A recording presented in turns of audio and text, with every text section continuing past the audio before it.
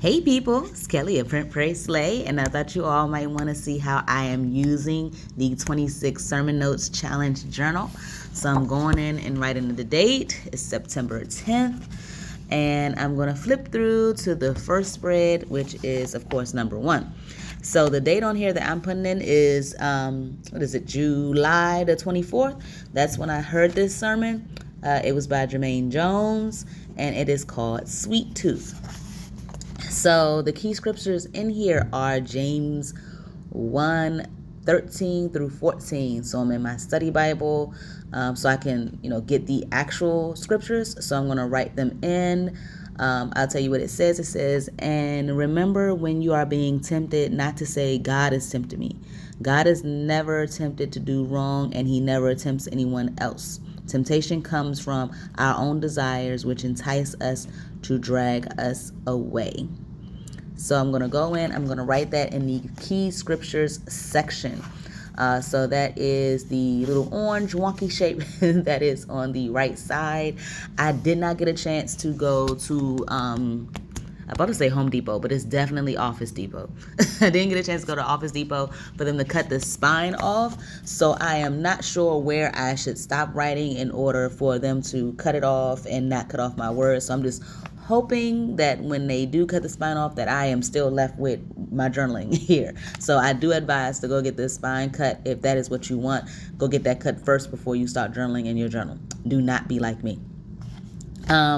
I am looking at my notes. I actually type them up on my cell phone and then email them to myself. So that's why you see my laptop in the left corner.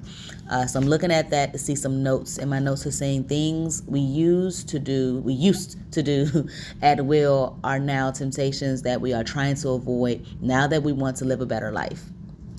So I make that note in the top right. And then I go in and write the second scripture, which is 1 Corinthians 10:13. It reads, the temptations in our life are no different from what others experience, and God is faithful. He will not allow the temptations to be more than you can stand. When you are tempted, he will show you a way out so that you can endure. And then I write endure as huge as I can for this space. So you see that I ran out of space for my key scriptures because I ended up writing the scriptures out.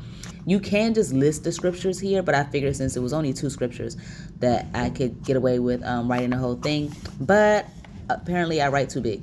So I didn't have enough space. So I just wrote the last piece of the scripture in the dot grid that is what looks like blank space to you. So I'm writing my notes on the lined piece of the page. This particular sermon has 5 key points.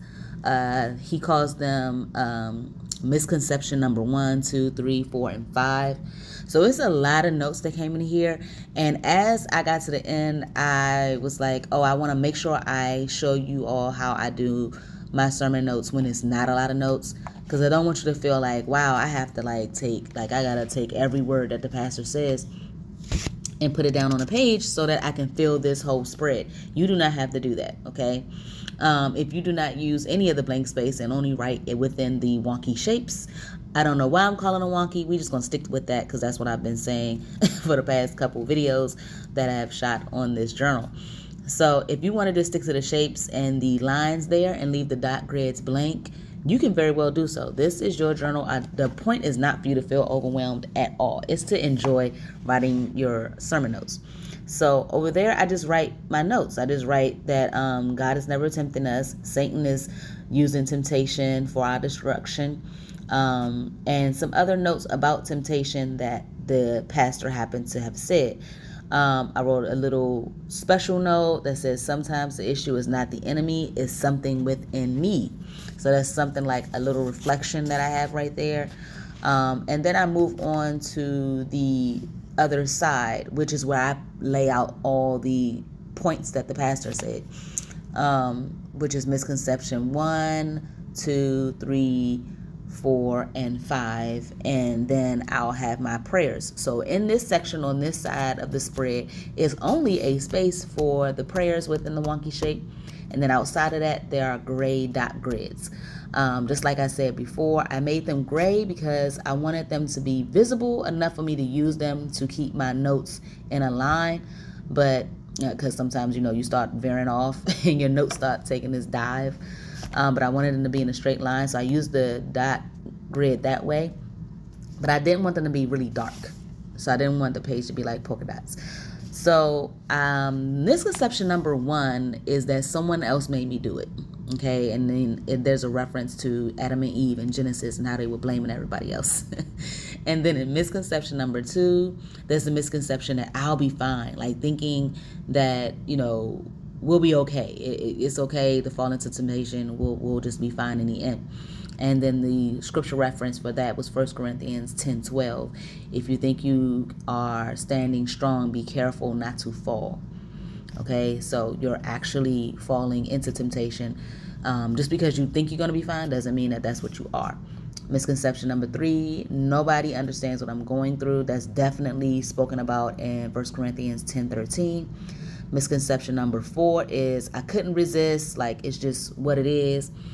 And number 5, it's God's job to rescue me. That is not God's job to rescue you. If he snatched us out of all the temptation, we wouldn't really be able to grow. All right. So I believe that for temptation, God is leading us away from that. But of course, our flesh and what we want to do has us fall into that. Okay, so you can't say, well, if God didn't want me to fall into it, he wouldn't have made chocolate taste so good. He wouldn't have made sex feel so good. He wouldn't have made, cussing somebody out feel like what I'm supposed to be doing. That's not the point. Like, that is not the point. We're not taking out the key points that we are supposed to be doing in this misconception number 5. All right. So there's a path that we're supposed to be on, and God tries to make sure that we are kept to that path, but it's us. We have to use our free will to stay on route. Okay. And then I write out my prayers. You'll see that my misconception for number 5 definitely goes into my prayer part, because I honestly forgot about misconception number 5. I had to scroll down on my laptop and that's when I noticed there is a misconception number 5. So it took away from the space, took away from the space that I had to write my prayers. But when I put this into, on discs, I can always add more space, to write more of a prayer. But I did put some prayers on here. I'm basically, if I can sum up my prayer without saying it line for line, I'm praying that God allows, me to tap into the power of being closer to him, all right, which to me will keep me from falling into temptations that are just throughout the day. Like, you are always tempted. It's not necessarily a huge temptation. Sometimes it's something that you kind of may have been used to, and now that you know that it's wrong, it's a temptation. All right, so I'm just trying to pray about being faithful enough to grow from my mistakes, so that I do not fall into the same temptations. That is definitely showing growth. So that is my prayer. That's what I got out of the message. I hope that, writing your sermon notes down really helps you reflect on them, be able to share them with others, or reread them yourself. So you can see, like, oh, this is the message I need to go to when temptation is calling. This is what I need to do to strengthen myself so I don't fall into that. And the fact that I can go to James 1 or 1 Corinthians 10 is very helpful. And at the end, I go ahead and check prayed, researched, and shared. I researched in my study Bible. I read the study notes that are on there. I added them to some of the key points. So that's what I call research. You can definitely research even deeper. Of course, you should if you can.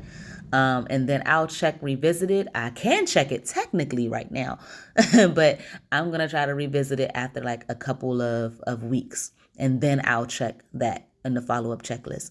So I hope you guys really enjoyed my video. Not only got a little bit out of my actual sermon notes, but also how to use this journal. If you have any questions, please let me know.